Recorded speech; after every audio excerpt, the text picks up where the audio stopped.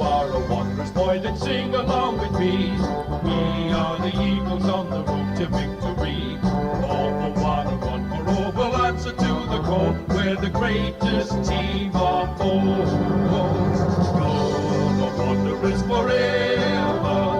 We will always stick together. We will always do our best to see it through for the good old road and blue. G'day and welcome to another episode of Shred at the Shed. Thank you as always to all of our sponsors and volunteers that make our season possible. Let's get right into the match review. Round 16 against Tiwi Bombers, 4th of February, 2pm. That was probably our first 2pm game, I think, at Gardens as well. First game at Gardens. So conditions, I've just written bloody hot. I got seriously burnt. Need to wear sunscreen. My auntie will not be happy with me at all, or any of my family actually probably. Thanks to Night Vision Analysis, who get the stats done each week. We won by 90 points, 65 to 155. So, yeah, our best win for the year in terms of magnitude there. Plus 12, there's probably not as much points looking at the stats when you win by that much, but we'll get into it anyway. Plus 12 turnover goals and plus 1 stoppage goal and no kicking goals to either team. We won the contested side of things with plus 44 Kentucky possessions, plus 35 ground ball gets and plus 5 tackles. And on the uncontested front, we did well as well. So 26 more uncontested marks, 18 more uncontested possessions and 8 more handball receives. So when you win both sides of the coin there, it's going to be a good day. So a couple of big individual stat getters here. So Bo O'Connor with 26 kicks, 12 handball receives and 10 inside 50s. Boise, 15 handballs at 93%. He just loves firing out an efficient handball. 11 contested possessions, 8 clearances, 7 tackles. He was probably second in ground balls as well. Tots with 11 Kentucky possessions as well. Wheaties as well with 11 contested possessions and 11 ground ball gets. Huge. Stevie had a big day at the office. 15 marks, 4 Kentucky marks, 9 Ford 50 marks, 12 goals. Huge effort there.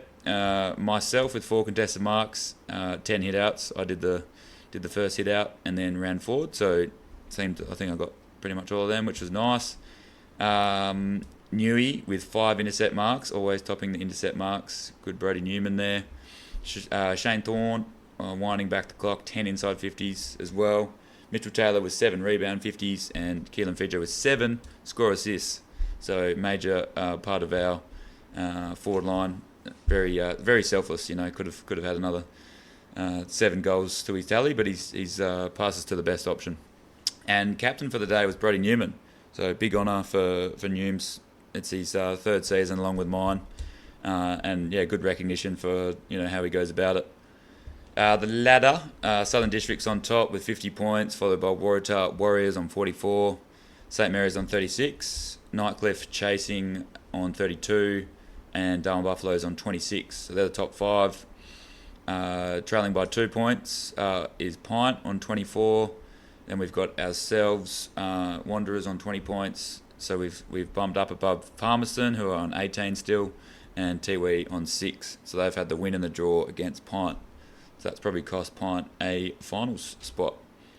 In the other grades, what do we have? Friday night, 7:45pm at Nightcliff Oval. The boys went down by 84. Didn't actually score. Tough day at the office all round. I think here we go. Except for the A grade. The twos went down by 136 points, but they had 4 less players on the field. So they kicked 2 goals, 1, which is actually quite impressive when you consider their backline were outnumbering them. There was 2 forwards to 6 backs. So pretty good effort to even score 2 goals, but yeah, they were sort of Banks were top of the ladder. I was second on the ladder, and we're around the bottom. So yeah, you'd think you would match in a B grade game, but wasn't to be. In the women's, they played Tiwi at 1pm on Gardens 2, and didn't make a score either. So 98-0. We'll just keep plugging away, I guess. Big news, we got the first annual breast cancer awareness round in the NTFL this weekend in honour of all the women who have lost their lives battling this disease and for those still fighting the battle to overcome breast cancer. And it's actually the second most diagnosed cancer in Australia. So we're spreading the awareness and fundraising for a great cause. So the next round will be in the Pink Guernsey. And yeah, Wanderers want to make this a big round going forward. And we thank the major sponsors, Stedsman Construction, Bloom's the Chemist, Fair Dinkum Plumbing, Silks Darwin, Tech Automation, Breast Screen NT Cancer Screening Services. And 100% of the funds raised by the Wanderers Footy Club will be donated to the Joe McGrath Foundation. And there's also a Bracky pre-game at Silks as a fundraiser. The club legend for this week, Billy Ellis, played over 200 senior games. And when I say a season, I've just decided to switch things up the last couple of weeks. If I say the 1977 season, I'm referring to the 76-77. So the latter year, so when the grand final was played basically. So in the 77 season, he was captain and best and fairest for the 79 season. He was leading goal kicker in 77 as well, and 79, where he tied with John Yolande. And apparently he was a halfback, so that's pretty impressive to be winning leading goal kickers as a backman. Maybe he's snuck a little bit up the ground and kicked a few snags as a result. He's a premiership player in the 82 and 83 back-to-back, so two grand finals in a row. And it was part of the grand final team in 81. So there's actually 3 grand finals in a row, and he's won the last 2. He repped the NT twice in 1973 and 1979. NTFL inducted into the Player Life Member in 1986. And in the Wanderers Team of the Century on the half-back flank, Billy Ellis. That's huge. And now we've got a nice simple quote as well before we get into the preview. So, all things are difficult before they are easy, by Thomas Fuller. No relation to Wanderers Daniel Fuller, I don't believe. But it's a nice little one. It makes the good times better when you go through the tough times and you work through that difficulty. The match preview, round 17 versus the Darwin Buffaloes on the 11th of February, 7 p.m. at TIO, so it'll be slippery, you would think, at that hour. Last result, we went down by 22 points despite hitting the front in the last quarter. And we've got a couple of debutants, which is huge as well. So Kelvin Howard from the under-18s has been training the house down and deserves his spot. And also Juna Gamma.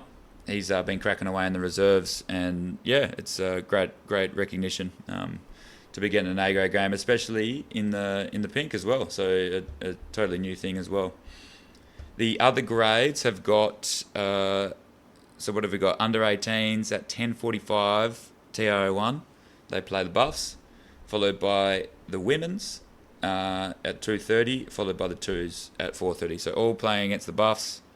And all at TO, so that's good. Done and dusted. See you in the next one. Count the Muck Mucks.